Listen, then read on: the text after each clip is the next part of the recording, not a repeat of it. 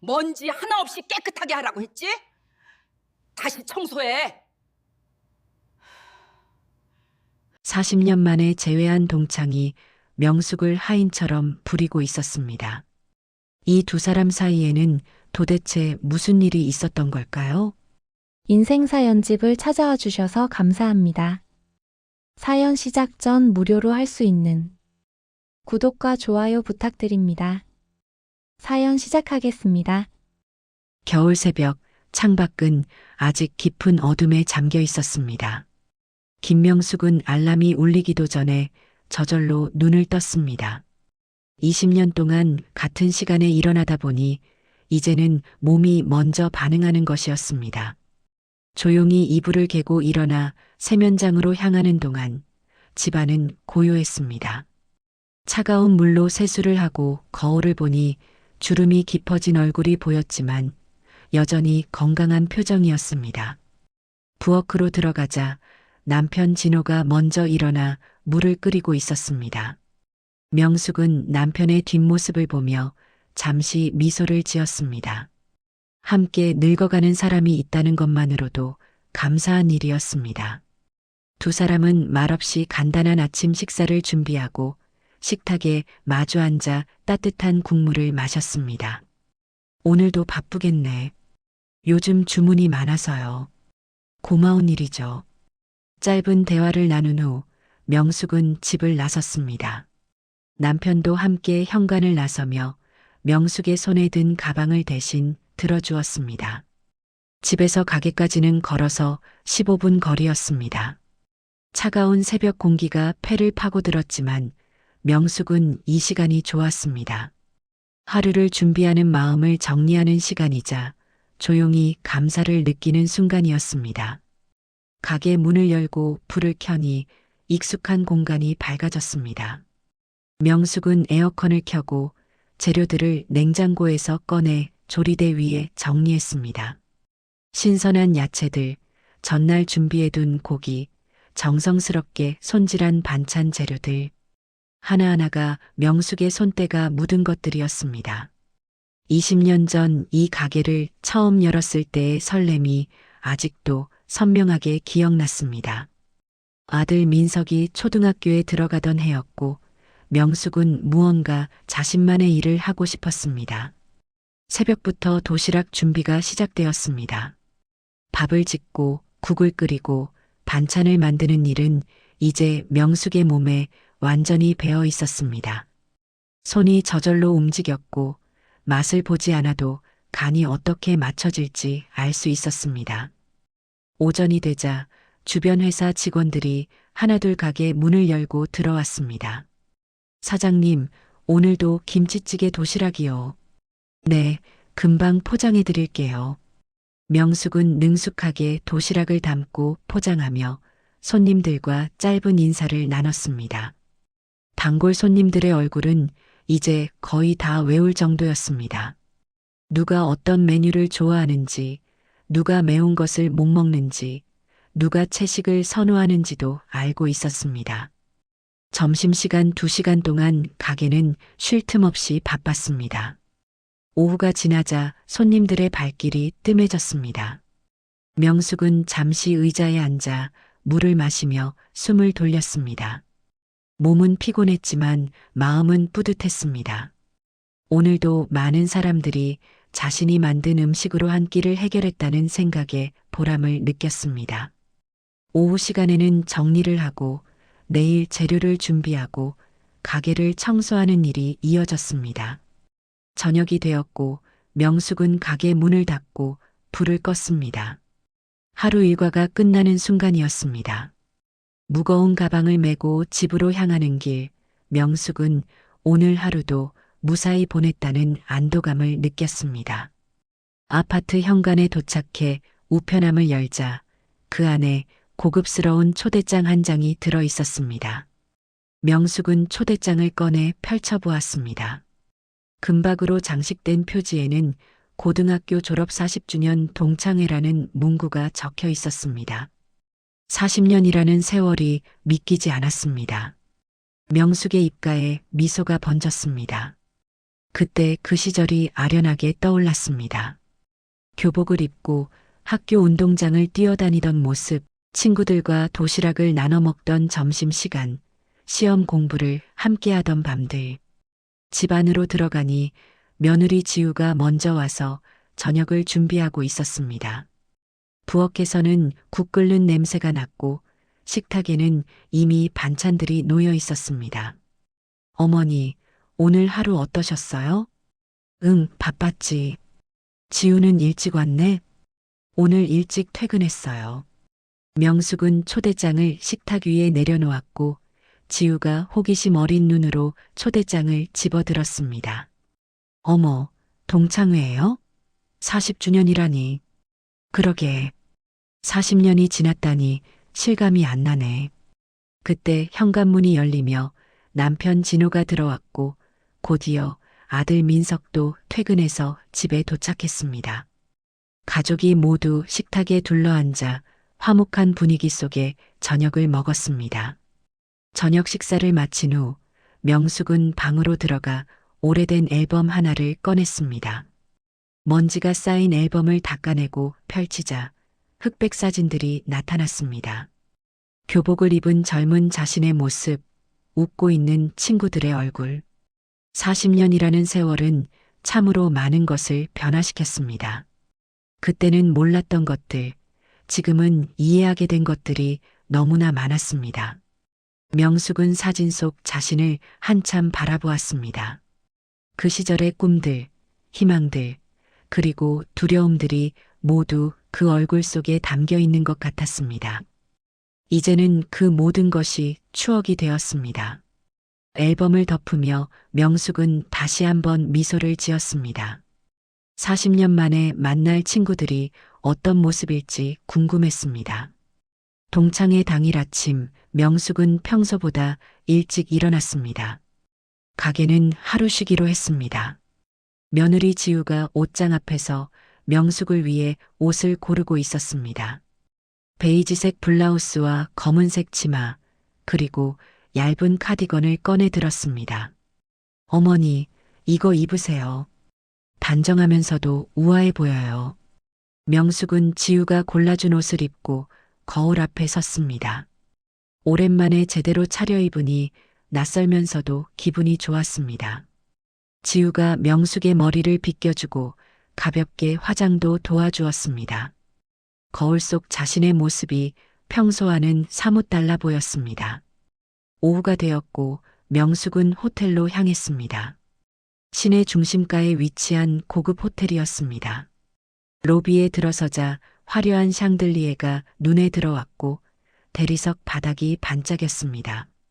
명숙은 잠시 주춤했지만 곧 안내 표지판을 따라 연회장으로 걸어갔습니다. 복도를 지나는 동안 가슴이 두근거렸습니다. 40년 만에 만나는 친구들의 얼굴이 궁금했습니다. 연회장 문을 열고 들어가니 이미 여러 명의 동창들이 모여 있었습니다. 명숙은 조심스럽게 안으로 들어갔습니다. 안에 모여서 이야기를 나누는 얼굴들을 보며 기억을 더듬었습니다. 세월이 흘러 많이 변했지만 눈빛과 웃는 모습에서 옛날의 그 친구들을 발견할 수 있었습니다. 혹시 명숙이 아니야? 한 여자가 명숙을 알아보고 다가왔고 명숙도 그 얼굴을 기억해냈습니다. 같은 반이었던 친구였습니다. 두 사람은 반갑게 악수를 나누었고 곧 다른 동창들도 하나둘 모여들었습니다. 옛날 이야기가 쏟아져 나왔습니다. 누가 어디에서 무엇을 하고 있는지, 자녀는 몇 명인지, 건강은 어떤지. 시간이 흐르고 연회장은 점점 사람들로 가득 찼습니다. 그때 입구 쪽이 갑자기 술렁이기 시작했습니다. 명숙은 고개를 돌려 입구를 바라보자 한 여자가 들어오고 있었습니다. 진한 보라색 명품 드레스를 입은 여자였습니다. 목에는 다이아몬드 목걸이가 걸려 있었고 손목에는 화려한 시계가 빛났습니다. 여자의 뒤로는 비서로 보이는 젊은 남자가 따라왔습니다. 저 사람 박정혜 아냐? 정말? 그룹 회장 부인 된 그 정혜? 주변에서 속삭임이 들리자 숙은 그 여자를 보았습니다. 박정혜. 그 이름을 듣는 순간 명숙의 가슴 속에서 무언가가 요동쳤습니다. 40년 전의 기억이 파도처럼 밀려왔습니다. 정혜는 천천히 연회장 안으로 걸어 들어왔습니다. 동창들이 박수를 치며 환영했고 정혜는 우아하게 미소를 지으며 인사를 나눴습니다. 명숙은 자리에서 조금 물러나 벽 쪽으로 이동했습니다. 왠지 모를 불안감이 엄습했습니다. 정혜는 여러 동창들과 이야기를 나누며 연회장을 돌아다녔습니다. 그러다가 문득 시선을 돌려 명숙을 발견했습니다. 정혜의 얼굴에 떠올랐던 미소가 천천히 사라지고 빛이 차갑게 변했습니다. 명숙은 그 시선을 느끼며 가슴이 철렁 내려앉았습니다. 정혜는 명숙을 한참 동안 바라보다가 고개를 돌려 다른 사람들과 대화를 이어갔습니다. 하지만 그 차가운 눈빛은 명숙의 마음속에 깊이 새겨졌습니다. 곧 식사 시간이 되었습니다. 사람들은 둥근 테이블에 둘러앉았고 직원들이 음식을 나르기 시작했습니다. 명숙은 구석 자리에 앉아 조용히 식사를 했습니다. 주변 사람들은 즐겁게 이야기를 나누었지만 명숙은 계속 정혜의 존재가 신경 쓰였습니다. 정혜는 중앙 테이블에 앉아 여러 동창들에게 둘러싸여 있었습니다. 화려한 삶에 대한 이야기, 해외여행 이야기, 사업 이야기들이 테이블을 가득 채웠습니다. 식사가 끝나고 자유롭게 대화하는 시간이 이어졌습니다. 명숙은 옛 친구 몇 명과 이야기를 나누며 그나마 마음을 진정시키려 했습니다. 그런데 갑자기 누군가가 명숙의 어깨를 가볍게 두드렸습니다.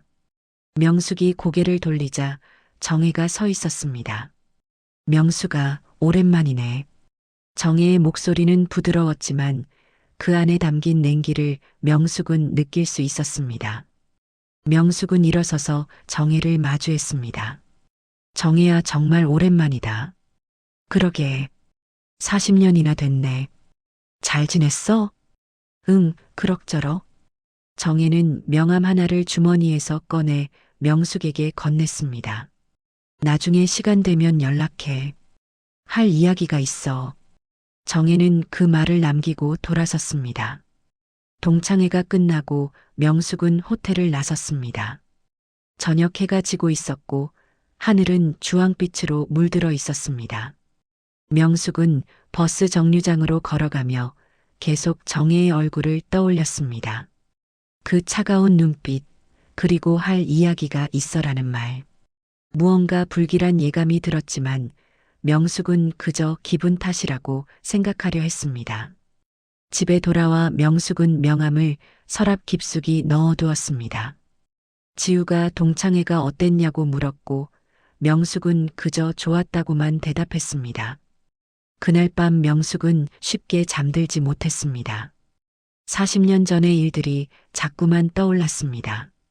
그때 그 사건, 그때 그 선택, 그리고 그 이후의 모든 것들. 사흘이 지난 어느 오후 명숙의 휴대폰이 울렸습니다. 가게에서 도시락을 포장하던 중이었습니다. 여보세요? 김명숙 사장님이시죠? 저는 박정혜 사모님의 비서입니다. 차분하지만 격식 있는 남자의 목소리였습니다. 명숙의 심장이 빠르게 뛰기 시작했습니다. 사모님께서 내일 오후에 만나고 싶다고 하십니다. 장소는 얼마 전 동창회를 했던 호텔 라운지입니다. 명숙은 잠시 말문이 막혔습니다. 거절하고 싶었지만 무언가가 목구멍을 막는 것 같았습니다. 전화가 끊기고 명숙은 한참을 그 자리에 서 있었습니다. 손님이 들어와서야 명숙은 정신을 차렸지만 그날 오후 내내 명숙의 마음은 무겁기만 했습니다. 다음 날 오후 명숙은 가게 문을 일찍 닫고 약속 장소로 향했습니다. 가는 내내 가슴이 답답했고 손바닥에는 땀이 계속 났습니다. 호텔 로비에 들어서자 비서로 보이는 남자가 명숙을 기다리고 있었습니다. 그는 공손하게 인사를 하고 명숙을 라운지로 안내했습니다. 라운지는 조용하고 고급스러웠습니다. 부드러운 음악이 흐르고 큰 창문 너머로는 정원이 보였습니다. 구석자리에 정혜가 앉아 있었습니다. 정혜는 여전히 화려한 옷차림이었고 테이블 위에는 이미 차가 준비되어 있었습니다. 명숙이 다가가자 정혜는 고개를 들어 명숙을 바라보았습니다. 앉아. 명숙은 정혜 맞은편에 조심스럽게 앉았습니다. 정혜는 찻잔을 들어 천천히 차를 마셨습니다. 명숙은 손을 무릎 위에 가지런히 놓고 정혜를 기다렸습니다. 정혜는 찻잔을 내려놓고 명숙을 똑바로 바라보았습니다. 40년 전 일 기억나? 명숙의 몸이 굳어졌고 정혜의 목소리는 낮고 차가웠습니다. 그때 그 일 말이야. 명숙은 입술을 깨물었습니다. 40년 전 고등학교 3학년 봄날의 일이 선명하게 떠올랐습니다. 정혜는 당시 부유한 집안의 딸이었고 학교에서도 영향력이 있었습니다. 그런 정혜가 한 동급생을 심하게 괴롭혔습니다. 그 학생은 매일 눈물을 흘렸고 점점 야위어 갔습니다. 어느 날 그 학생이 학교 옥상에서 뛰어내리려 했고 다행히 선생님이 발견해 막았습니다. 명숙은 그때 용기를 내어 교회 모든 사실을 신고했습니다. 정혜의 괴롭힘, 그로 인한 피해, 자살 시도까지. 학교는 큰 소동이 났고 정혜의 부모가 학교로 불려왔습니다. 결국 정혜는 강제 전학 조치를 받았습니다. 정혜의 가족은 지역사회에서 명예를 잃었고 다른 도시로 이사를 가야 했습니다. 내가 나를 고자질했지. 그래서 나는 전학을 갔고 우리 가족은 동네에서 쫓겨났어. 명숙은 떨리는 목소리로 대답했습니다. 그건 친구를 구하려고. 친구를 구하려고? 정혜가 비웃듯 웃었고 웃음소리는 명숙의 귀에 파고들었습니다. 너는 영웅이 됐을지 몰라도 나는 인생이 망가졌어. 40년 동안 그 수치심을 안고 살아야 했어. 정혜는 가방에서 서류 몇 장을 꺼내 테이블 위에 놓았습니다. 명숙은 그 서류들을 내려다보았습니다. 건물 소유권 증서, 계약서들이었습니다. 내 가게가 있는 그 건물, 우리 남편 그룹 소유야. 명숙의 얼굴이 창백해졌습니다. 내가 도시락 납품하는 회사들도 다 우리 계열사고. 명숙은 말문이 막혔습니다. 손이 떨려서 찻잔조차 들 수 없었지만 정혜는 여유롭게 서류들을 다시 가방에 넣었습니다. 40년을 기다렸어. 너를 다시 만날 날을. 그리고 너에게 그때의 고통을 돌려줄 날을. 명숙은 정혜를 바라보자 정혜의 눈빛에는 증오가 가득했습니다. 40년이라는 세월 동안 쌓인 원한이 그 눈 속에 응축되어 있었습니다. 정혜야, 그건 됐어. 변명 듣고 싶지 않아. 정혜는 자리에서 일어섰고 명숙도 황급히 일어났습니다. 정혜는 핸드백을 집어들고 명숙에게 마지막으로 한마디를 던졌습니다. 앞으로 어떤 일이 벌어질지 잘 지켜봐. 정혜는 그 말을 남기고 나갔습니다. 높은 구두 소리가 대리석 바닥을 울렸고 그 소리는 점점 멀어져 갔습니다. 명숙은 그 자리에 선 채로 한참을 움직이지 못했습니다. 다리에 힘이 풀려 다시 의자에 주저앉았습니다. 명숙은 창밖을 바라보았습니다. 정원의 나무들이 바람에 흔들리고 있었습니다. 아름다운 풍경이었지만 명숙의 눈에는 아무것도 들어오지 않았습니다. 머릿속이 하얗게 비어버린 것 같았습니다. 40년 전의 선택이 지금 이 순간으로 이어질 줄은 상상도 하지 못했습니다. 한참을 앉아 있다가 명숙은 겨우 자리에서 일어났습니다. 비틀거리며 라운지를 나와 호텔 밖으로 걸어 나갔습니다. 저녁 공기가 차가웠지만 명숙은 그것조차 느끼지 못했습니다. 버스를 타고 집으로 가는 동안 명숙은 계속 창밖만 바라보았습니다. 스쳐 지나가는 거리의 불빛들이 흐릿하게 보였습니다. 집에 도착했을 때는 이미 밤이 되어 있었습니다. 명숙은 현관문을 열고 안으로 들어갔습니다. 가족들은 저녁 식사를 마치고 거실에 앉아 있었고 며느리 지우가 명숙을 보고 일어났습니다. 어머니, 어디 다녀오셨어요? 그냥 친구 만나고 왔어. 명숙은 애써 평온한 척 웃으며 방으로 들어갔습니다. 문을 닫고 침대에 앉자 온몸의 힘이 빠져나갔습니다. 명숙은 두 손으로 얼굴을 감쌌습니다. 정혜의 차가운 눈빛, 그리고 앞으로 어떤 일이 벌어질지 잘 지켜봐라는 말이 계속 귓가에 맴돌았습니다. 그날 밤 명숙은 잠을 이루지 못한 채 천장을 바라보며 수없이 뒤척였습니다. 40년 전 자신은 옳은 일을 했다고 생각했고 친구를 구하기 위한 선택이었습니다. 하지만 지금 그 선택의 대가를 치러야 하는 걸까요? 명숙은 깊은 한숨을 내쉬었습니다. 앞으로 무슨 일이 벌어질지 알 수 없었지만 명숙은 단지 두려울 뿐이었습니다. 정혜를 만난 지 일주일이 지났습니다. 명숙은 평소처럼 가게를 운영하며 하루하루를 보냈지만 마음 한구석에는 계속 불안감이 자리 잡고 있었습니다. 정혜의 마지막 말이 무엇을 의미하는지 알 수 없었지만 좋지 않은 일이 벌어질 것 같은 예감이 들었습니다. 어느 월요일 오전 명숙이 가게에서 도시락 재료를 손질하고 있을 때 전화벨이 울렸습니다. 명숙은 손을 닫고 전화를 받았습니다.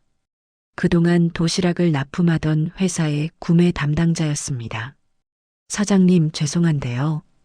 이번 달부터 도시락 주문을 중단하기로 했습니다.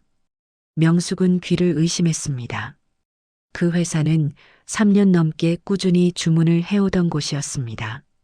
네, 갑자기 왜요? 혹시 음식에 문제가 있었나요?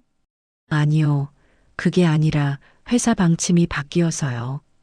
정말 죄송합니다. 전화가 끊기고 명숙은 멍하니 서 있었습니다. 그런데 그것은 시작에 불과했습니다. 오후에 또 다른 납품처에서 연락이 왔고 역시 주문을 중단한다는 내용이었습니다. 다음 날에도 그 다음 날에도 같은 일이 반복되었습니다. 일주일 사이에 주요 납품처 4곳이 모두 계약을 취소했습니다. 명숙의 매출은 순식간에 절반 가까이 줄어들었습니다. 명숙은 냉장고에 쌓인 재료들을 보며 깊은 한숨을 내쉬었습니다. 이미 준비해둔 재료들은 어떻게 해야 할까요? 매일 버려지는 음식들이 늘어났고 그것은 곧 손실로 이어졌습니다. 그리고 이틀 후 건물 관리실에서 연락이 왔습니다. 사장님, 다음 달부터 월세가 인상됩니다. 네, 얼마나요? 2배로 올립니다. 명숙은 서류를 보며 눈이 휘둥그레졌습니다. 지금도 감당하기 어려운 월세인데 2배라니 말이 되지 않았습니다. 이렇게 갑자기 올릴 수 있나요? 계약서에는 건물주가 바뀌면서 임대 정책이 변경됐습니다. 수용하실 수 없으면 다른 곳을 알아보셔야 합니다. 명숙은 떨리는 손으로 서류를 쥐었습니다. 이 모든 것이 우연일 리 없었습니다. 정이었습니다. 남편의 권력을 이용해 자신을 압박하고 있는 것이었습니다. 명숙은 관리실을 나와 비틀거리며 가게로 돌아왔습니다. 그날 저녁 명숙은 집에서 계산기를 두드리며 장부를 정리했습니다. 매출은 줄었는데 월세는 2배로 오른다면 가게를 유지할 수 없었습니다. 그렇다고 20년 동안 지켜온 가게를 쉽게 포기할 수도 없었습니다. 명숙은 머리를 감싸쥐고 깊은 고민에 빠졌습니다. 며느리 지우가 방문을 두드렸습니다. 어머니, 저녁 드세요. 지우는 명숙의 어두운 표정을 눈치챘지만 명숙은 아무 말도 하지 않았습니다. 식탁에 앉아서도 명숙은 거의 밥을 먹지 못하자 지우가 조심스럽게 물었습니다. 어머니, 요즘 무슨 일 있으세요? 표정이 안 좋으신데. 아니야, 아무 일도 없어. 그냥 좀 피곤해서. 지우에게 걱정을 끼치고 싶지 않았기에 명숙은 애써 웃으며 대답했습니다. 이것은 자신이 해결해야 할 문제였습니다. 40년 전 자신의 선택이 불러온 결과였으니까요. 며칠이 지난 어느 오후 정혜에게 전화가 왔습니다. 명숙은 잠시 망설이다가 전화를 받았습니다. 여보세요. 나야. 내일 우리 집으로 와. 차갑고 명령하는 듯한 목소리였습니다. 정혜야, 나는 거절하면 월세를 3배로 올릴 거야. 그리고 남은 납품처들도 다 끊을 수 있어.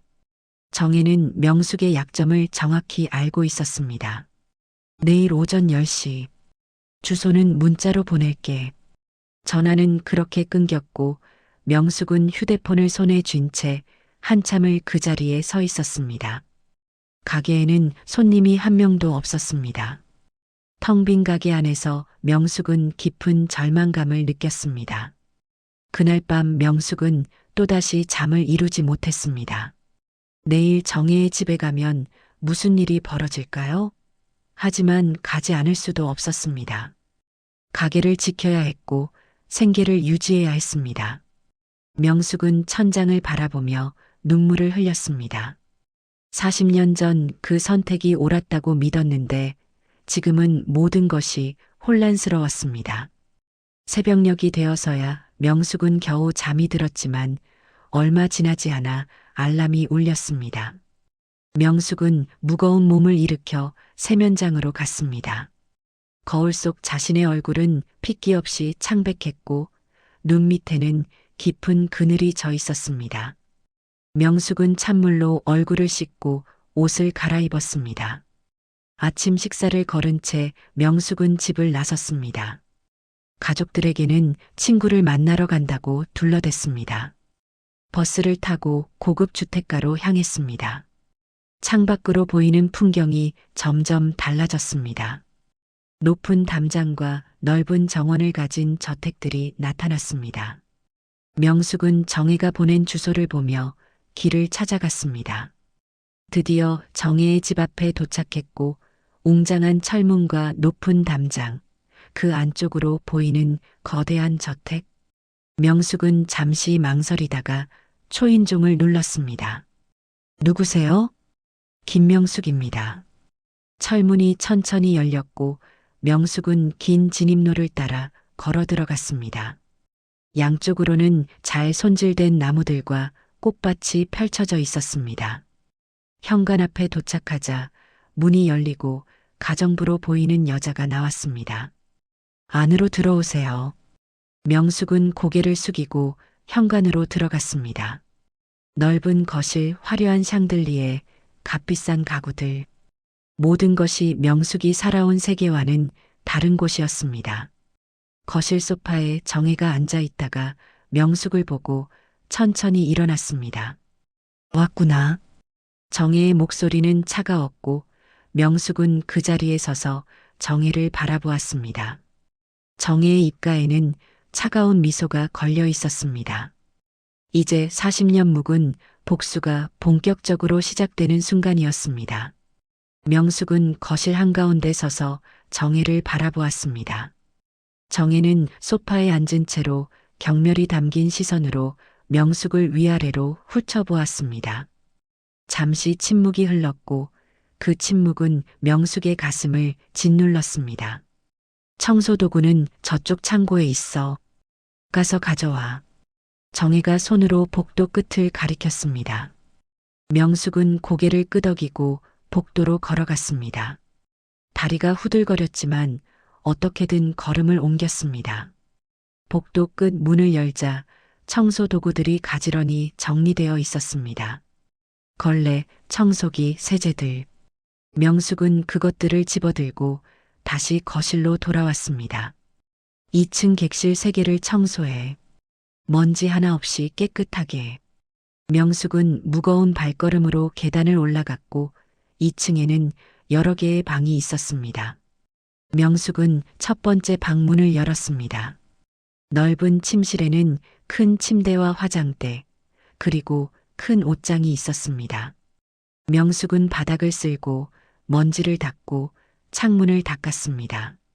1시간이 지나고 2시간이 지났습니다. 명숙의 등에는 땀이 흘러내렸고 무릎은 쑤셨지만 멈출 수 없었습니다. 3개의 방을 모두 청소하고 나니 이미 오후가 되어 있었습니다.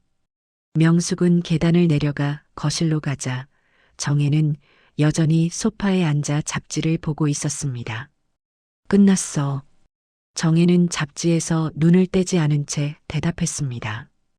올라가서 확인해 볼게. 정혜는 천천히 일어나 계단을 올라갔고 명숙은 거실에서 기다렸습니다. 얼마 후 정혜가 내려왔습니다. 다시 해. 창문에 얼룩이 있어. 그리고 화장대 밑에 먼지가 남아있고 다시 깨끗하게 청소해. 정혜는 명숙이 잘못한 게 아니라는 것을 알고 있었습니다. 그저 명숙을 괴롭히고 싶은 것이었습니다. 명숙은 다시 계단을 올라갔고 다시 방들을 돌며 청소를 했습니다. 이미 깨끗한 창문을 또 닫고 먼지 하나 없는 바닥을 다시 쓸었습니다. 명숙이 다시 거실로 내려가자 정혜가 물 한 잔을 내밀었습니다. 마셔. 명숙은 떨리는 손으로 물을 받아 마셨습니다. 물을 다 마시고 나니 정혜가 봉투 하나를 꺼내 테이블 위에 놓았습니다. 일당이야. 가져가. 명숙은 그 봉투를 보았습니다. 돈이 들어있는 것이 분명했지만 그것을 받는 순간 명숙은 정말로 정혜의 하인이 되는 것이었습니다. 명숙은 망설였지만 결국 봉투를 집어들었습니다. 다음 주 화요일에 또 와. 그때는 정원 일을 할 거야. 명숙은 고개를 숙이고 현관으로 향했습니다. 뒤에서 정혜의 차가운 웃음소리가 들렸습니다. 그 소리가 명숙의 등을 따라 흘러내렸습니다. 현관문을 나서자 차가운 바람이 불었고 명숙은 비틀거리며 철문 밖으로 걸어 나갔습니다. 버스 정류장까지 가는 길이 너무나 멀게 느껴졌습니다. 명숙은 정류장 의자에 주저앉아 한참을 그냥 앉아 있었습니다. 사람들이 오가고 차들이 지나갔지만 명숙의 눈에는 아무것도 들어오지 않았습니다. 손에 든 봉투가 무겁게 느껴졌습니다. 한참 후에야 버스를 타고 집으로 향했습니다. 집에 도착했을 때는 밤이 되어 있었습니다. 현관문을 열고 들어가니 지우가 걱정스러운 얼굴로 나왔습니다. 어머니, 어디 다녀오셨어요? 전화도 안 받으시고. 미안해.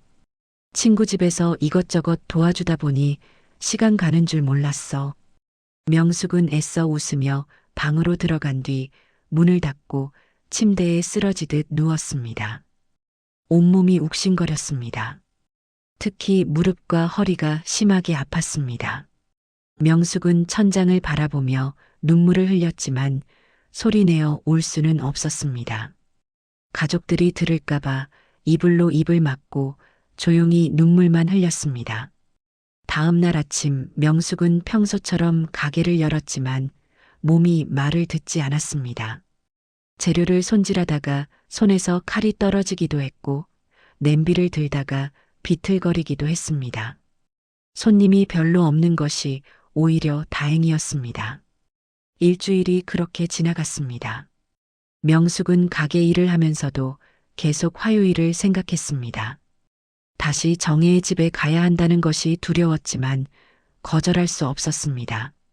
정혜가 말한 대로 거절하면 월세가 더 오르고 남은 납품처마저 잃을 것이었습니다. 화요일이 되었고 명숙은 다시 정혜의 집으로 향했습니다. 이번에는 정원일이었습니다. 잡초를 뽑고 나무에 물을 주고 낙엽을 쓸었습니다. 햇볕이 뜨거웠고 땅은 단단했습니다. 명숙의 손에는 물집이 잡혔고 얼굴은 땀으로 범벅이 되었습니다. 정혜는 그늘진 테라스에 앉아 차를 마시며 명숙을 지켜보며 때로는 명령을 내리기도 했습니다. 저기 나무에 물을 더 줘라. 이쪽 잡초를 다시 뽑아라. 명숙은 묵묵히 시키는 대로 했습니다. 저항할 힘도 저항할 이유도 없었습니다. 저녁이 되어서야 일이 끝났고 집으로 돌아왔습니다. 지우가 또 걱정스러운 얼굴로 명숙을 맞이했습니다. 어머니, 요즘 자꾸 늦게 들어오시네요. 괜찮으세요? 괜찮아. 친구가 몸이 안 좋아서 가끔 도와주러 가는 거야. 명숙은 거짓말을 했습니다. 지우에게 진실을 말할 수 없었습니다. 며느리에게 이런 치욕적인 일을 당하고 있다는 것을 알리고 싶지 않았습니다. 이것은 명숙 혼자 감당해야 할 일이었습니다. 그날 밤 명숙은 욕실에서 거울을 보았습니다. 햇볕에 그을린 얼굴, 거칠어진 손, 그리고 지쳐 보이는 눈. 이것이 지금의 자신이었습니다. 명숙은 차가운 물로 얼굴을 씻으며 생각했습니다. 언제까지 이렇게 살아야 할까요? 정혜의 복수는 언제 끝날까요? 하지만 답은 없었습니다. 명숙은 그저 하루하루를 버텨낼 뿐이었습니다. 한 달이 흘렀습니다. 그 한 달 동안 명숙은 일주일에 두세 번씩 정혜의 집으로 불려갔습니다.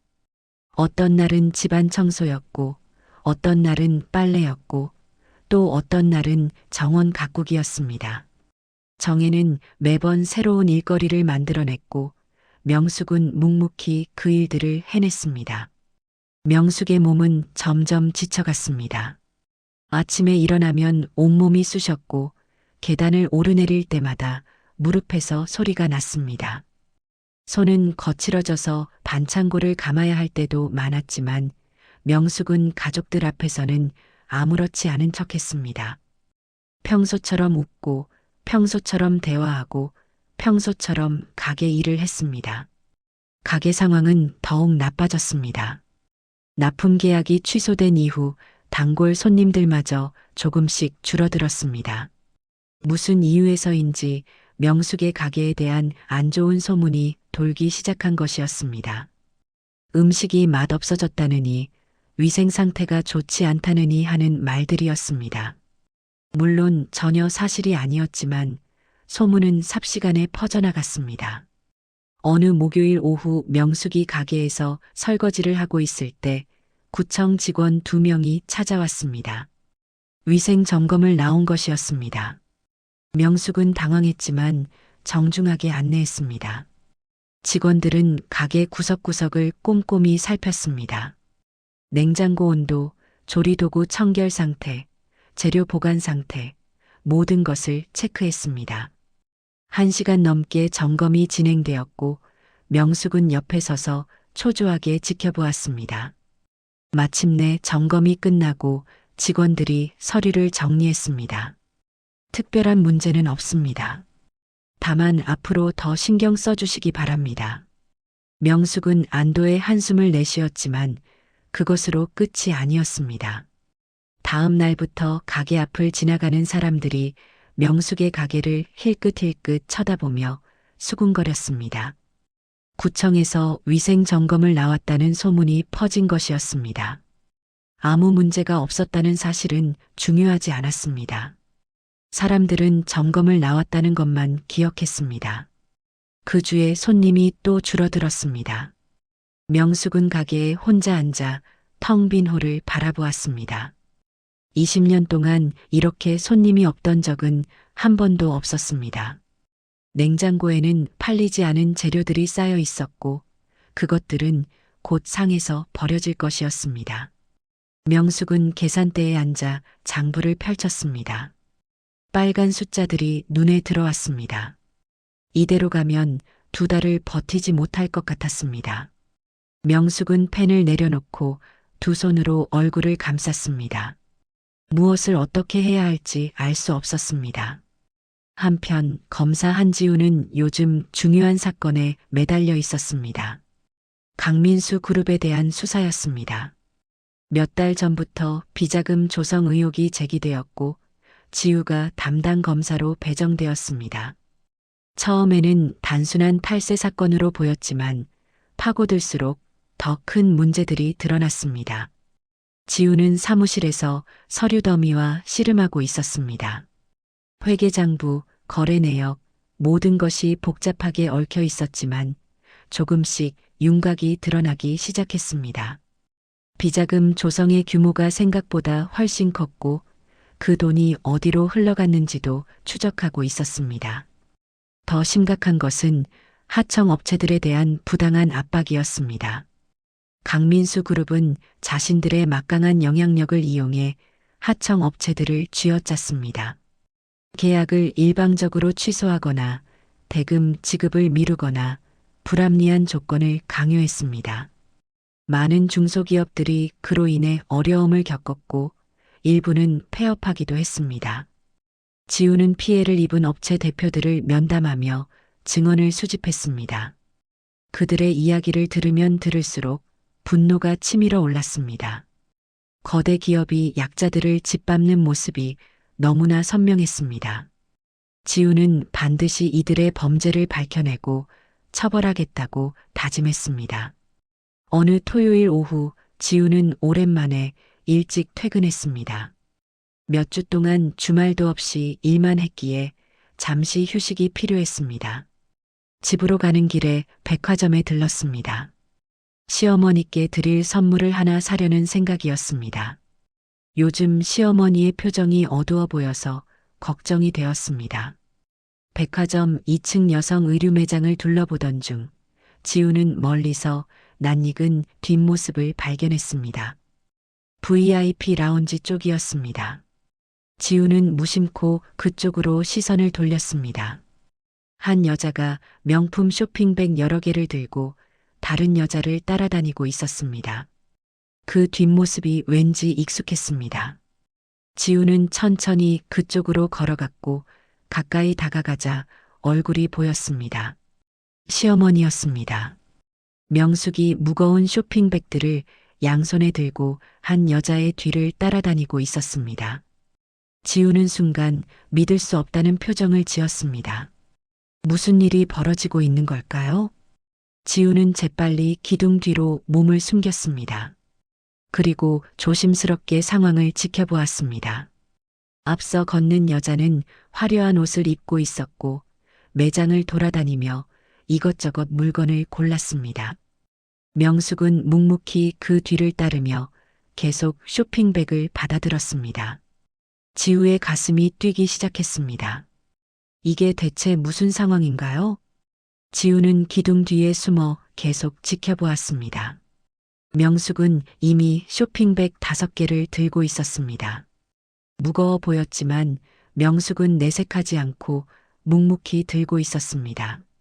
앞서가는 여자는 명품 매장을 하나씩 돌아다니며 쇼핑을 계속했습니다. 1시간쯤 지났을까요? 여자가 마침내 쇼핑을 멈추고 라운지 쪽으로 향했습니다.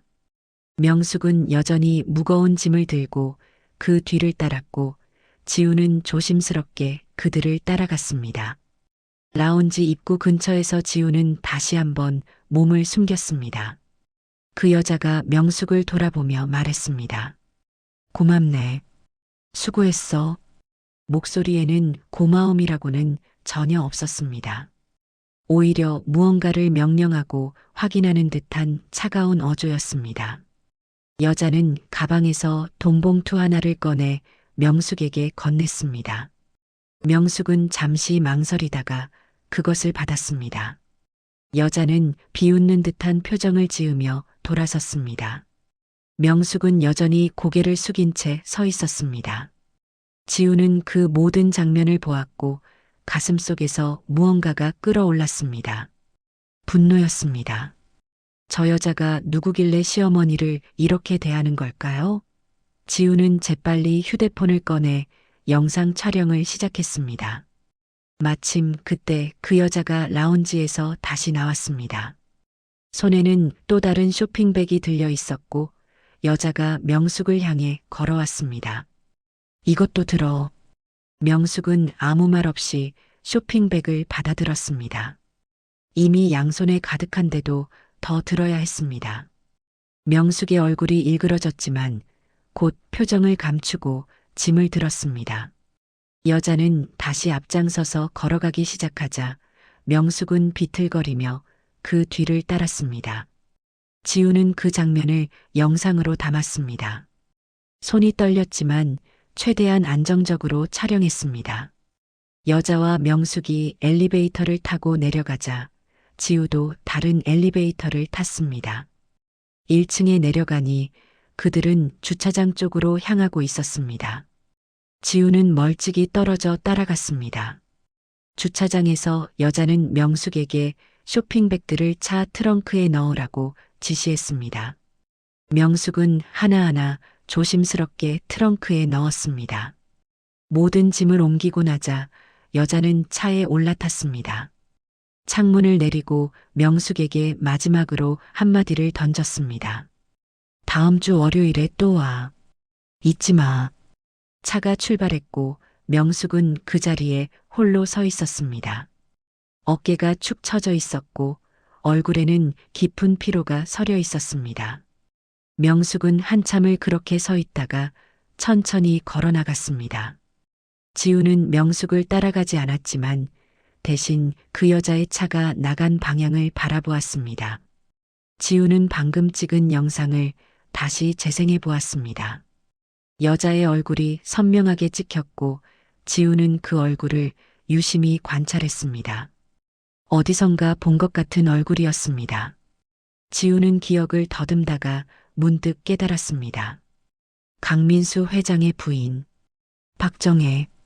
지우가 몇 달째 수사하고 있는 강민수 그룹 회장의 부인이었습니다. 지우는 수사 과정에서 회장의 가족관계를 조사하며 정혜의 사진을 본 적이 있었습니다. 그래서 낯익었던 것입니다. 지우의 머릿속이 빠르게 돌아가기 시작했습니다. 시어머니와 박정혜 사이에 무슨 관계가 있는 걸까요? 왜 시어머니가 박정혜의 쇼핑백을 들고 다니며 저런 대우를 받는 걸까요? 그리고 왜 돈봉투를 받는 걸까요? 지우는 점점 더 많은 의문이 생겼지만 한 가지는 확실했습니다. 무언가 잘못된 일이 벌어지고 있다는 것이었습니다. 지우는 주차장을 나와 백화점 밖으로 걸어 나갔습니다. 거리는 여전히 사람들로 붐볐지만 지우의 머릿속은 온통 방금 본 장면으로 가득했습니다.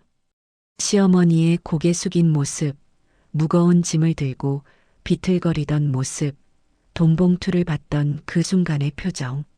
모든 것이 지우의 가슴을 찔렀습니다. 지우는 카페에 들어가 자리에 앉았습니다. 커피를 주문했지만 마실 생각은 없었습니다. 휴대폰을 꺼내 다시 영상을 재생했고 볼 때마다 분노가 커졌습니다. 박정혜가 시어머니를 어떻게 대했는지 그 오만하고 차가운 태도가 영상 속에 고스란히 담겨 있었습니다. 지우는 깊게 숨을 들이마셨습니다. 감정에 휩싸여서는 안 되었고 냉정하게 판단해야 했습니다. 지우는 노트를 꺼내 지금까지 파악한 사실들을 정리하기 시작했습니다. 첫째, 시어머니 김명숙과 박정혜 사이에는 어떤 관계가 있습니다. 둘째, 박정혜가 시어머니를 하인처럼 부리고 있습니다. 셋째, 시어머니는 그것을 가족들에게 숨기고 있습니다. 넷째, 박정혜는 강민수 회장의 부인이고 현재 지우가 수사 중인 사건의 관련자입니다. 지우는 펜을 내려놓고 창밖을 바라보았습니다. 이 모든 것이 어떻게 연결되어 있는 걸까요? 시어머니가 왜 박정혜에게 저런 대우를 받아야 하는 걸까요? 그리고 왜 가족들에게 말하지 않는 걸까요? 지우는 답을 찾아야 했습니다. 해가 저물어가고 있었습니다. 지우는 카페를 나와 집으로 향했습니다. 집에 도착해도 지우는 가족들에게 아무 말도 하지 않았습니다. 저녁 식사 시간에 시어머니와 마주쳤지만 지우는 평소처럼 대화를 나눴습니다. 시어머니의 얼굴에는 피로가 가득했지만 여전히 웃으려 애쓰고 있었습니다. 식사를 마치고 지우는 자기 방으로 들어갔습니다. 남편 민석에게도 아직 말하지 않았습니다. 확실한 것을 파악하기 전까지는 누구에게도 말할 수 없었습니다. 지우는 책상에 앉아 노트북을 킨 뒤 강민수 그룹 수사 자료를 다시 열어보았습니다. 박정혜에 대한 정보도 더 찾아보았습니다. 자료를 검토하던 중 지우는 한 가지 흥미로운 사실을 발견했습니다. 박정혜의 고향, 그리고 졸업한 고등학교. 지우는 시어머니의 학력을 떠올렸습니다. 같은 지역, 같은 시기에 같은 고등학교를 다녔을 가능성이 있었습니다. 혹시 동창일까요? 지우는 더 파고들기 시작했습니다. 인터넷을 검색하고 공개된 자료들을 뒤졌습니다. 시간이 흐르고 밤이 깊어갔지만 지우는 멈추지 않았습니다. 반드시 진실을 밝혀내야 했습니다. 시어머니를 위해서, 그리고 정의를 위해서. 지우의 눈빛에는 결연한 의지가 담겨 있었습니다. 그날 밤 지우는 잠들지 못하고 계속 생각에 잠겨 있었습니다. 옆에서 남편 민석은 깊은 잠에 빠져 있었지만 지우의 머릿속은 온통 백화점에서 본 장면으로 가득했습니다. 깊은 새벽이 되어서야 지우는 결심했습니다. 시어머니와 직접 이야기를 나눠야 한다고. 다음 날 일요일 오후 지우는 시어머니에게 조심스럽게 말을 꺼냈습니다. 어머니, 잠깐 둘이서 이야기 좀 할 수 있을까요? 명숙은 설거지를 하던 손을 멈추고 지우를 바라보자 지우의 표정이 심상치 않았습니다. 명숙은 불길한 예감이 들었지만 고개를 끄덕였습니다. 그래, 내 방으로 갈까? 문을 닫자 조용한 침묵이 흘렀습니다. 지우는 한참을 망설이다가 입을 열었습니다. 어제 백화점에서 어머니를 봤어요. 명숙의 얼굴이 순간 굳어졌고 지우는 계속 말을 이어갔습니다. 어떤 여자의 쇼핑백을 들고 계셨죠? 그 여자가 어머니를 어떻게 대하는지도 봤어요. 명숙은 고개를 떨구었습니다. 지우가 휴대폰을 꺼내 영상을 재생하자 명숙은 그 영상을 보고 눈을 감았습니다.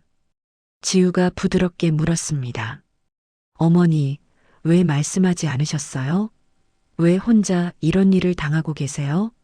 명숙의 눈에서 눈물이 흘러내렸습니다. 오랫동안 참아왔던 감정들이 한꺼번에 터져나왔습니다. 말할 수가 없었어. 가게를 지켜야 해서 다른 방법이 없었어. 지우는 명숙 옆으로 다가가 어깨를 감싸 안았습니다.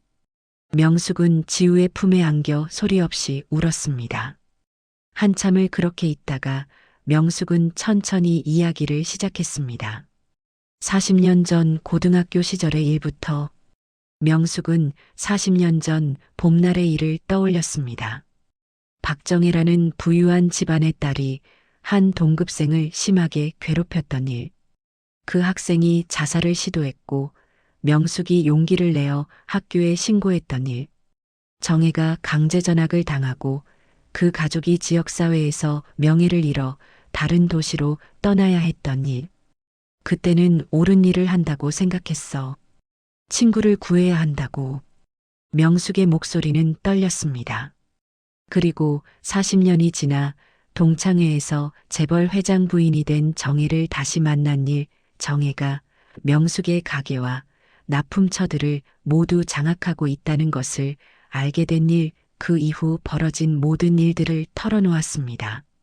지우는 모든 이야기를 들으며 주먹을 불끈 쥐었습니다. 분노가 치밀어 올랐지만 겉으로는 침착함을 유지했습니다. 명숙의 이야기가 끝나자 지우는 명숙의 손을 꼭 잡았습니다. 어머니, 제가 해결할게요. 더 이상 혼자 참지 마세요. 제가 방법을 찾을게요. 저를 믿어주세요. 지우의 눈빛에는 확고한 결심이 담겨 있었습니다. 명숙은 그 눈빛을 보며 작은 희망을 느꼈습니다. 처음으로 누군가에게 이 무거운 짐을 나눌 수 있게 되었습니다. 다음 날 월요일, 지우는 평소보다 더 일찍 출근했습니다.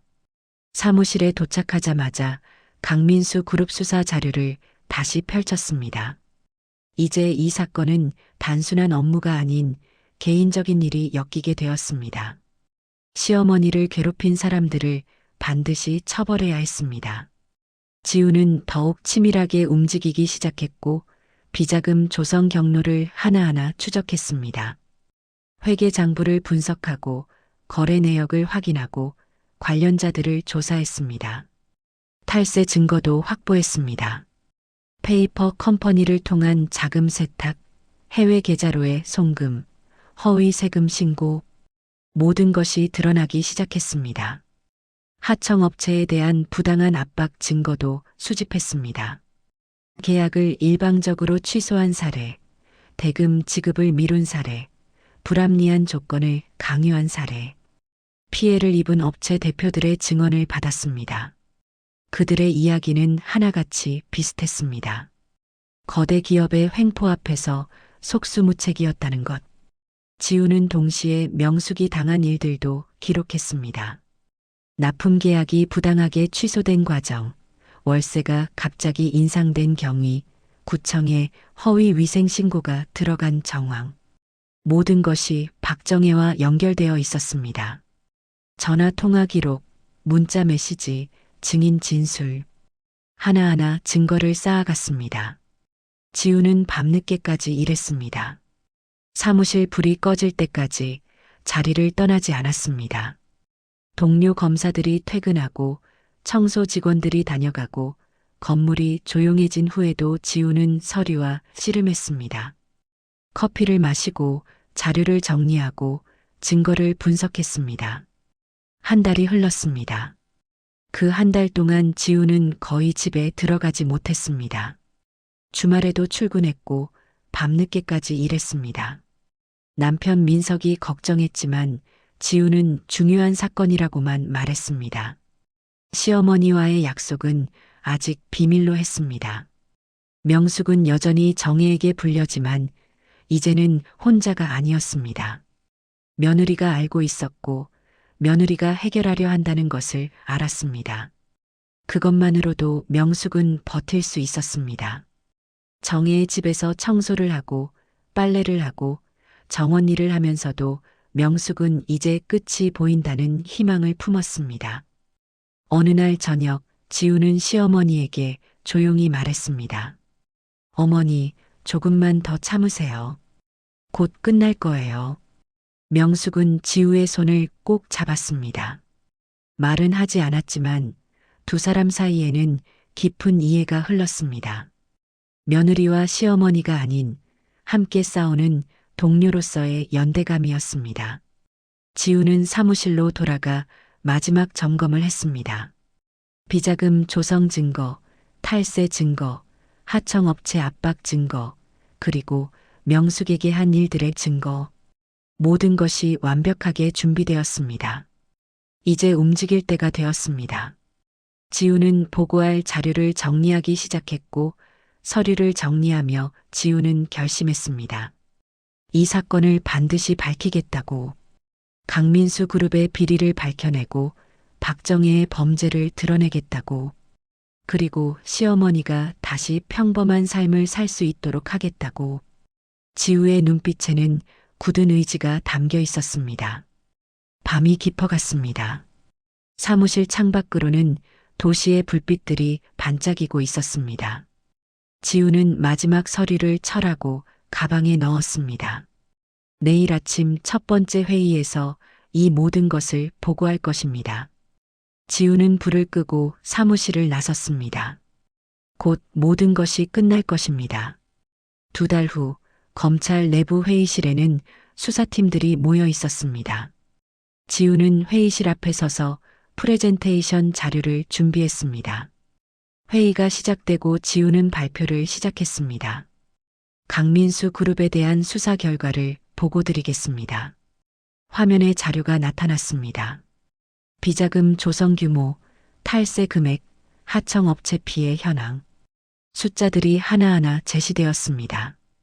회의실에 있던 사람들의 표정이 진지해졌고 지우는 침착하게 설명을 이어갔습니다. 비자금은 지난 5년간 조성되었습니다. 페이퍼 컴퍼니를 통해 자금을 세탁하고 해외 계좌로 빼돌렸습니다.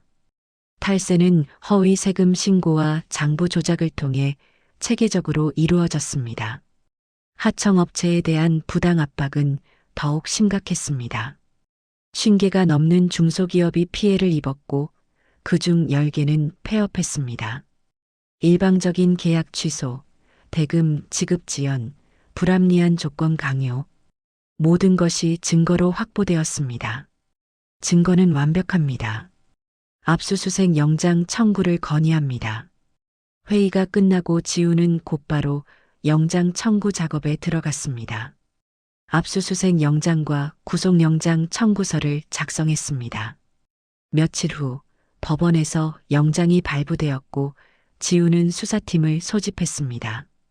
10명의 검사와 20명의 수사관이 모였고 지우는 작전을 설명했습니다. 강민수 그룹 본사를 동시에 압수수색하고 관련 서류와 전산 자료를 확보하는 것이었습니다. 다음 날 아침 수사팀은 강민수 그룹 본사로 향했습니다. 여러 대의 차량이 일렬로 이동했고 지우는 선두 차량에 탔습니다. 가슴이 두근거렸지만 표정은 침착했습니다. 드디어 그날이 온 것입니다. 본사 건물 앞에 도착하자 수사팀은 신속하게 움직였습니다. 로비로 들어가 신분을 밝히고 영장을 제시하자 건물 안이 순식간에 소란스러워졌습니다. 직원들이 당황해서 우왕좌왕했고 경비들이 무전기로 연락을 취했습니다. 지우는 팀을 이끌고 회장실로 향했습니다. 하지만 회장실 문을 열자 비서들이 가로막았습니다. 회장님은 회의 중이십니다. 압수수색 영장입니다. 비키세요. 지우는 영장을 보여주며 단호하게 말하자 비서들은 어쩔 수 없이 물러났습니다. 지우는 회장실로 들어갔습니다. 넓은 사무실 안에 강민수 회장이 책상에 앉아 있었습니다. 무슨 일입니까? 압수수색 영장입니다. 협조 부탁드립니다. 수사관들이 사무실로 들어와 서류들을 확인하기 시작했습니다. 책상 서랍, 캐비넷, 금고, 모든 곳을 뒤졌습니다. 지우는 컴퓨터 하드 드라이브를 압수하고 중요 서류들을 상자에 담았습니다. 다른 층에서도 압수수색이 진행되었습니다. 회사 여러 부서에서 증거들이 나왔습니다.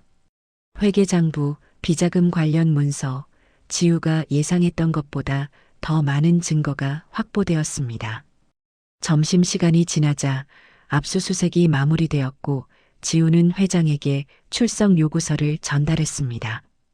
내일 검찰청으로 출석해 주시기 바랍니다. 회장은 창백한 얼굴로 서류를 받았습니다. 지우는 수사팀을 이끌고 건물을 나서자 밖에는 이미 취재진들이 모여 있었습니다. 카메라 플래시가 터졌고 기자들이 질문을 쏟아냈지만 지우는 아무 대답 없이 차에 올랐습니다. 다음 날 오전 강민수 회장은 변호사들과 함께 검찰청에 출석했습니다. 지우는 조사실에서 회장을 기다리고 있었습니다. 회장이 들어오자 지우는 자리를 권했습니다. 비자금 조성에 대해 설명해 주시겠습니까? 회장은 부인하려 했지만 지우는 하나하나 증거를 제시했습니다. 계좌 거래 내역, 장부 기록, 이메일 내용, 모든 것이 회장의 범죄를 입증했습니다. 회장은 점점 말문이 막혔습니다. 변호사들이 중간에 개입하려 했지만 소용없었습니다. 탈세에 대해서는 어떻게 설명하시겠습니까? 지우는 계속 질문을 던졌고 회장은 이마에 땀을 흘리며 대답을 피했습니다. 하지만 증거 앞에서 더 이상 버틸 수 없었습니다. 신문은 6시간 동안 계속되었습니다. 회장은 점점 지쳐갔고 결국 일부 혐의를 시인하기 시작했습니다. 저녁이 되자 지우는 회장에 대한 구속영장을 청구했습니다. 증거인멸과 도주의 우려가 있다는 이유였습니다. 영장이 발부되었고 회장은 그 자리에서 구속되었습니다. 수갑이 채워지고 회장은 고개를 떨구었습니다. 그날 밤 모든 방송국이 속보로 강민수 그장 구속 소식을 전했습니다. 비자금, 탈세, 대기업 횡포. 기자들은 사건의 심각성을 강조했습니다. 여론이 들끓었습니다. 인터넷에는 댓글이 폭주했고 시민들은 분노했습니다. 지우는 사무실에서 뉴스를 보았습니다. 화면 속에서 회장이 수갑을 찬 채 검찰청을 나가는 모습이 반복해서 재생되었습니다. 지우는 깊게 숨을 들이마셨습니다. 첫 번째 단계가 끝났지만 아직 끝이 아니었습니다. 박정희가 남아 있었습니다. 지우는 휴대폰을 꺼내 시어머니에게 문자를 보냈습니다. 어머니, 뉴스 보셨죠? 조금만 더 기다려주세요. 잠시 후 답장이 왔습니다. 고맙구나. 조심해라. 지우는 미소를 지으며 휴대폰을 내려놓았습니다. 창밖을 보니 밤하늘에 별들이 반짝이고 있었습니다. 지우는 다시 서류를 펼쳤습니다. 이제 박정희에 대한 수사를 시작할 차례였습니다. 지우의 눈빛에는 여전히 굳은 결심이 담겨 있었습니다. 강민수 회장 구속 소식이 전해진 다음 날 강민수 그룹은 급격하게 흔들리기 시작했습니다. 주식시장이 열리자마자 그룹 주가는 폭락했습니다. 투자자들은 주식을 팔아치우기에 바빴습니다. 거래량이 폭증했지만 사려는 사람은 없었습니다. 그룹 본사는 혼란에 빠졌습니다. 회장이 구속되면서 경영 공백이 생겼고 임원들은 대책회의를 열었지만 뾰족한 수가 없었습니다. 협력사들이 하나둘 계약 취소를 통보해 왔습니다. 수십 년 동안 함께 일했던 회사들도 등을 돌렸습니다. 강민수 그룹과 엮여 있다가는 자신들도 피해를 볼 것이 뻔했기 때문입니다. 은행들도 움직이기 시작했습니다. 그룹에 제공했던 대출을 회수하겠다는 통보가 날아왔습니다. 수천억 원 규모의 대출금을 갚으라는 것이었습니다. 그룹의 재무 상태로는 감당할 수 없는 금액이었습니다. 자금난이 심각해졌고 직원들 월급조차 제때 지급하기 어려워졌습니다. 임원들이 줄줄이 사표를 냈습니다. 배가 침몰하기 전에 빠져나가려는 것이었습니다. 오랫동안 그룹을 지켜왔던 핵심 인력들도 떠났습니다. 남은 직원들은 불안에 떨며 퇴직금이나 제대로 받을 수 있을지 걱정했습니다. 본사 로비에는 항의하는 사람들이 모여들었습니다. 하청업체 대표들이었습니다. 그동안 부당한 압박을 받으며 참아왔던 사람들이 이제 목소리를 높였습니다. 밀린 대금을 달라고 피해 보상을 하라고 외쳤습니다. 경비들이 막으려 했지만 역부족이었습니다. 며칠 후 검찰은 추가 수사 결과를 발표했습니다. 기자회견장에는 수많은 취재진이 몰려들었습니다. 지우가 단상에 올라 브리핑을 시작했습니다. 회장 부인 박정혜의 비리도 드러났다는 내용이었습니다. 회사 자금을 개인적으로 유용한 정황, 남편의 범죄 은폐에 가담한 정황, 그리고 개인적 원한으로 타인을 괴롭힌 정황. 모든 것이 증거와 함께 공개되었습니다. 기자들이 질문을 쏟아냈고 지우는 침착하게 답변했습니다. 박정혜에 대한 소환 조사가 곧 진행될 것이라고 밝혔습니다. 다음 날 오전 박정혜는 검찰청에 출석했습니다. 화려했던 모습은 온데간데 없었습니다. 수수한 옷차림에 선글라스로 얼굴을 가렸지만 취재진의 카메라를 피할 수는 없었습니다. 정혜는 고개를 숙인 채 서둘러 건물 안으로 들어갔습니다. 조사실에서 지우가 정혜를 기다리고 있었습니다. 정혜가 들어오자 지우는 자리를 권했고 서류를 펼치며 신문을 시작했습니다. 2달 전 백화점에서 있었던 일 기억하십니까? 정혜의 얼굴이 창백해졌습니다. 그때 쇼핑백을 들고 따라다니던 분, 제 시어머니입니다. 정혜는 말문이 막혔습니다. 이어서 지우는 차분하게 증거를 하나씩 제시했습니다. 회사 자금 유용 내역이 담긴 장부, 남편 범죄 은폐에 관여한 통화 기록, 그리고 명숙에게 한 일들의 증거. 납품 계약 취소를 압박한 이메일, 월세 부당 인상을 지시한 문서, 허위 위생 신고를 사주한 통화 내역. 모든 것이 정혜의 범죄를 입증했습니다. 그런 뒤 지우는 백화점에서 찍은 영상도 보여주었습니다. 정혜가 명숙을 하대하는 장면, 돈봉투를 건네는 장면. 정혜는 화면을 보며 고개를 돌렸습니다. 지우는 더욱 날카롭게 질문을 던졌습니다. 왜 남편의 권력을 이용해 개인적 원한을 풀려 했는지, 40년 전 일이 이런 범죄를 정당화할 수 있다고 생각했는지. 정혜는 변명하려 했습니다.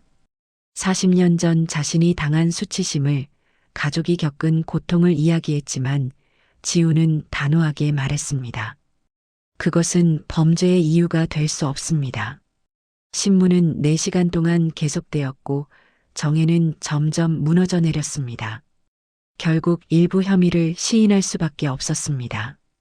신문이 끝나고 정혜는 초라한 모습으로 조사실을 나섰습니다. 복도를 걸으며 정혜는 자신의 인생이 어떻게 이 지경까지 왔는지 생각했지만 이미 늦었습니다. 일주일 후 언론은 사건의 전모를 상세히 보도했습니다. 강민수 그룹의 비리 규모, 피해를 입은 하청 업체들의 생생한 증언, 그리고 박정혜가 40년 전 동창에게 행했던 부당한 이야기들까지. 특히 남편의 권력과 재력을 이용한 정혜의 개인적 복수극이 알려지면서 여론은 더욱 악화되었습니다. 인터넷 댓글에는 비난이 쏟아졌고 시민들은 엄벌을 요구했습니다. 한 달 후 재판이 시작되었고 법정은 방청객과 기자들로 가득 찼습니다. 재판장이 입장하고 피고인들이 들어왔습니다. 강민수 회장과 박정혜 두 사람은 나란히 피고인석에 앉았습니다. 화려했던 과거는 온데간데 없었고 수수한 옷차림에 지친 얼굴이었습니다. 검사 지우가 공소장을 낭독했습니다.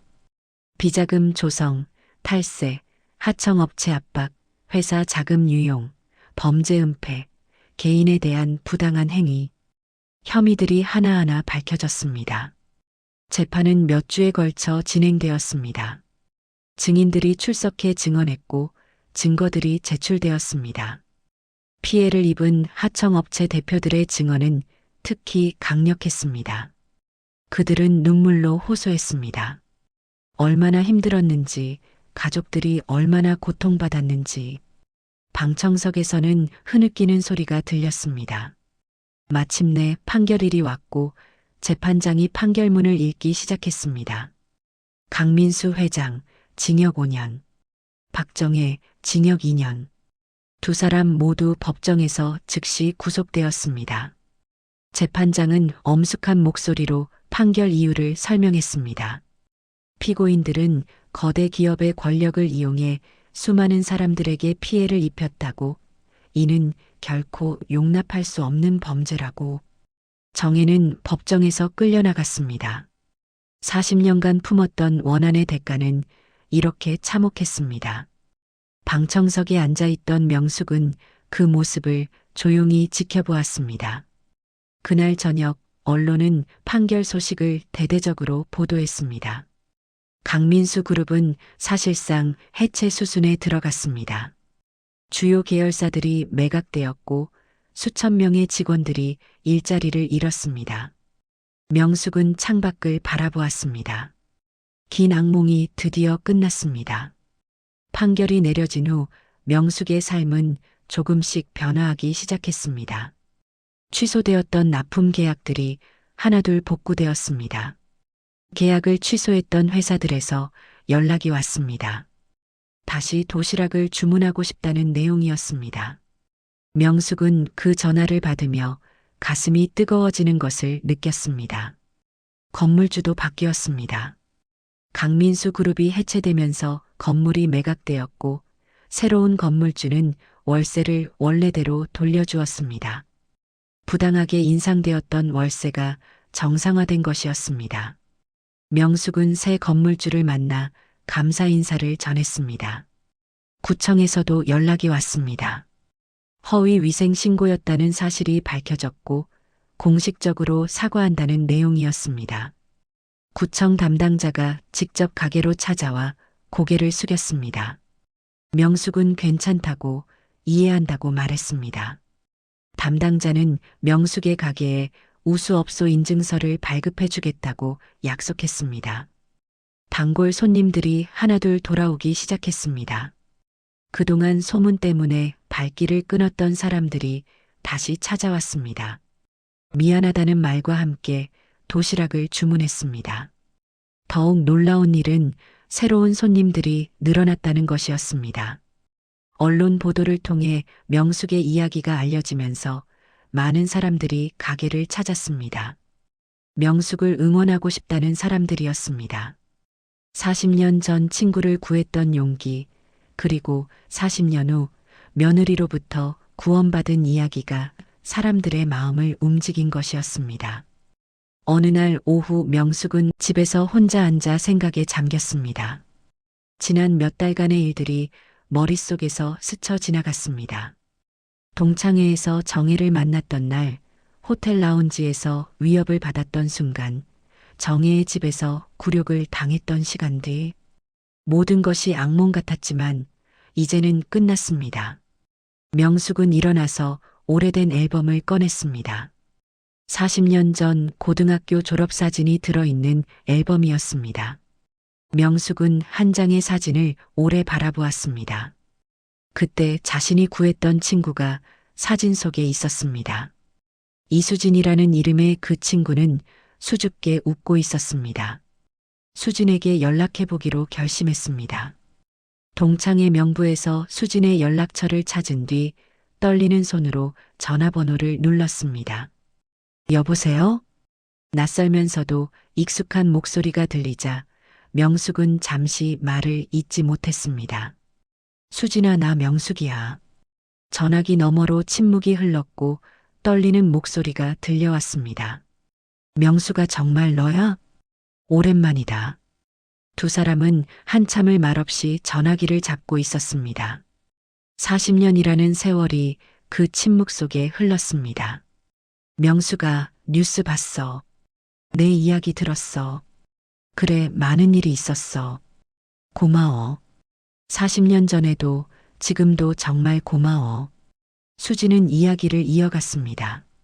40년 전 명숙이 자신을 구해준 덕분에 살 수 있었다고, 그 후 열심히 살았다고, 지금은 결혼해서 아이들도 키우고 행복하게 지내고 있다고. 명숙은 그 말을 듣고 가슴이 벅차올랐습니다. 두 사람은 만나기로 약속했습니다. 다음 주 토요일 조용한 카페에서. 전화를 끊고 명숙은 한참을 그 자리에 앉아 있었습니다. 눈물이 계속 흘러내렸지만 이번에는 슬픔이 아닌 기쁨의 눈물이었습니다. 40년 전의 선택이 옳았다는 것을 확인한 순간이었습니다. 며칠 후 명숙은 며느리 지우와 단둘이 앉았습니다. 저녁 식사를 마친 후 거실 소파에서였습니다. 지우야, 정말 고마워. 내가 아니었으면. 어머니, 당연한 일 했을 뿐이에요. 아니야. 내가 나를 구해줬어. 40년 전에 내가 친구를 구했듯이 40년 후에는 내가 나를 구했어. 두 사람은 서로를 꼭 안았습니다. 시어머니와 며느리라는 관계를 넘어선 깊은 유대감이 형성된 순간이었습니다. 토요일이 되었습니다. 명숙은 약속 장소인 카페로 향했습니다. 오후 햇살이 따스했고 거리는 사람들로 북적였습니다. 카페에 들어서자 창가 자리에 한 여자가 앉아 있었습니다. 40년의 세월이 흘렀지만 명숙은 한눈에 알아볼 수 있었습니다. 수진아. 두 사람은 달려가 서로를 꼭 안았습니다. 명숙과 수진은 한참을 그렇게 안고 있었습니다. 말이 필요 없었습니다. 그저 서로의 온기만으로도 충분했습니다. 자리에 앉아 두 사람은 이야기를 나눴습니다. 40년간의 삶에 대해, 가족에 대해, 꿈에 대해. 수지는 결혼해서 두 아이를 키웠고 지금은 손주까지 있다고 했습니다. 작은 서점을 운영하며 평범하지만 행복하게 살고 있다고 했습니다. 모두 40년 전 명숙이 자신을 구해줬기에 가능한 일이었다고, 감사해도 모자란다고 말했습니다. 명숙은 고개를 저었습니다. 당연한 일을 했을 뿐이라고, 그리고 그 선택 때문에 많은 고통을 겪었다고 솔직히 말했습니다. 하지만 후회하지 않는다고, 다시 그 순간으로 돌아가도 같은 선택을 할 것이라고 말했습니다. 두 사람의 눈에는 눈물이 가득했지만 얼굴에는 미소가 가득했습니다. 해가 저물어가고 있었습니다. 명숙은 카페를 나서며 하늘을 올려다보았습니다. 노을이 아름답게 물들어 있었습니다. 명숙은 깊게 숨을 들이마셨고 공기는 달콤했습니다. 삶이 다시 제자리를 찾아가고 있었습니다. 겨울이 지나고 봄이 왔습니다. 명숙의 가게 앞 가로수에는 연두색 새싹이 돋아나고 있었습니다. 가게 문을 열면 따뜻한 봄바람이 불어왔습니다. 명숙은 매일 아침 가게 문을 열며 감사한 마음을 느꼈습니다. 가게는 번창하고 있었습니다. 점심시간이 되면 손님들이 줄을 섰습니다. 주변 회사 직원들뿐만 아니라 멀리서 일부러 찾아오는 손님들도 많았습니다. 명숙의 이야기를 듣고 응원하러 온 사람들, 정성스럽게 만든 음식을 먹고 싶어서 온 사람들, 그저 명숙의 밝은 미소를 보고 싶어서 온 사람들. 다양한 이유로 사람들이 모여들었습니다. 목소리도 밝아졌고 표정도 환해졌습니다. 지난 몇 달간의 고통이 명숙을 더 강하게 만들었습니다. 어느 봄날 오후 한 젊은 여성이 가게에 들어왔습니다. 명숙은 손님을 맞이하며 주문을 받으려 했지만 여성은 주문하지 않고 명숙을 바라보았습니다. 사장님, 저를 기억하시진 못하시겠지만 인사드리고 싶어서 왔습니다. 명숙이 고개를 갸우뚱하자 여성은 명함을 꺼내 건넸습니다. 저희 회사가 강민수 그룹 하청업체였습니다. 그동안 정말 많이 힘들었어요. 부당한 계약, 밀린 대금, 불합리한 요구들. 견디기 어려웠습니다. 여성의 목소리에는 감정이 담겨 있었습니다. 그런데 그룹이 무너지면서 모든 게 바뀌었어요. 부당한 계약에서 벗어났고 밀린 대금도 받았습니다. 이제 새로운 거래처들과 공정한 조건으로 일하고 있어요. 모두 사장님, 며느리분, 한지우 검사님 덕분입니다. 여성은 깊게 고개를 숙였습니다. 감사 인사를 드리고 싶었습니다. 사장님과 며느리분 덕분에 저희 같은 작은 회사들이 살 길이 열렸습니다. 명숙은 여성의 손을 잡은 채 말없이 고개를 끄덕였습니다. 여성은 눈물을 글썽이며 가게를 나갔습니다. 명숙은 한참을 그 자리에 서 있었습니다. 자신과 지우의 싸움이 단지 개인의 문제가 아니었다는 것을 깨달았습니다. 더 많은 사람들에게 영향을 미쳤던 것입니다. 저녁이 되어 가게 문을 닫을 시간이 되었습니다. 명숙은 마지막 손님을 배웅하고 천천히 정리를 시작했습니다. 조리대를 닦고 냉장고를 정리하고 바닥을 쓸었습니다. 평범한 일상이었지만 명숙은 이 순간순간이 소중하다는 것을 알았습니다. 불을 끄고 가게 밖으로 나왔습니다. 저녁 하늘에는 별들이 반짝이기 시작했습니다. 명숙은 하늘을 올려다보며 깊게 생각했습니다. 정의는 늦을 수 있지만 반드시 온다는 것을, 용기 있는 선택은 결코 헛되지 않는다는 것을 이제 확실히 알게 되었습니다. 40년 전 자신이 구했던 친구 수진, 그리고 40년 후 자신을 구한 며느리 지우. 두 사람 모두 명숙에게는 소중한 사람들이었습니다. 그리고 그 사이에 40년이라는 세월도 의미가 있었습니다. 그 시간들이 있었기에 지금의 명숙이 있을 수 있었습니다. 명숙은 걸으며 생각했습니다. 인생에는 때로 힘든 순간이 찾아온다는 것을, 하지만 그 순간을 견디면 더 나은 날들이 기다리고 있다는 것을. 집에 도착하니 가족들이 저녁 식사를 준비하고 있었습니다. 지우가 부엌에서 요리를 하고 민석이 식탁을 차리고 진호가 텔레비전을 보고 있었습니다. 평범한 일상이었지만 명숙에게는 이보다 더 소중한 것이 없었습니다. 가족들이 웃으며 명숙을 맞이했습니다. 명숙은 가방을 내려놓고 가족들에게 다가갔습니다. 평범하지만 행복한 저녁이 시작되었습니다. 그날 밤 명숙은 창가에 서서 밤하늘을 바라보았습니다. 달빛이 은은하게 비치고 별들이 반짝였습니다. 명숙은 조용히 기도했습니다. 이 평화가 오래 지속되기를, 가족들이 건강하기를, 그리고 세상의 모든 약한 사람들이 보호받기를. 명숙의 얼굴에는 평온한 미소가 번졌습니다. 다음 날 아침 명숙은 평소보다 더 일찍 일어났습니다. 가게로 가는 길은 여전히 15분이었지만 이제 그 길이 가볍게 느껴졌습니다. 봄바람이 상쾌하게 불었고 새들이 지저귀었습니다. 명숙은 고개를 들고 당당하게 걸었습니다. 가게 문을 열고 하루를 시작했습니다. 재료를 손질하고 밥을 짓고 국을 끓였습니다. 손에 익은 일들이었지만 이제는 더 큰 의미가 있었습니다.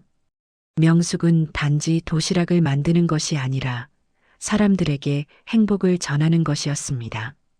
정성스럽게 만든 음식 한 끼가 누군가의 하루를 밝게 만들 수 있다는 것을 알았습니다. 점심시간이 되자 손님들이 들어왔습니다. 명숙은 밝은 표정으로 손님들을 맞이했습니다. 도시락을 포장하며 짧은 대화를 나눴습니다. 오늘 날씨가 좋다는 이야기, 요즘 일이 바쁘다는 이야기, 가족들 안부를 묻는 이야기. 소소한 대화들이었지만 그 안에는 따뜻함이 담겨 있었습니다. 명숙은 이제 두렵지 않았습니다. 과거의 아픔은 상처가 아닌 교훈이 되었습니다. 앞으로도 힘든 일이 있을 수 있지만 용기 있는 선택은 언젠가 빛을 발한다는 것을. 명숙은 고개를 들고 당당하게 내일을 향해 걸어갔습니다. 끝까지 영상을 시청해 주셔서 감사합니다. 오늘의 사연이 당신의 하루의 작은 위로가 되었다면 구독과 좋아요, 댓글로 마음을 나눠주세요. 서로 얼굴은 모르지만 이곳에서만큼은 같은 이야기를 듣고 마음을 나누는 이웃이라 생각하겠습니다. 다음 영상에서 인사드리겠습니다.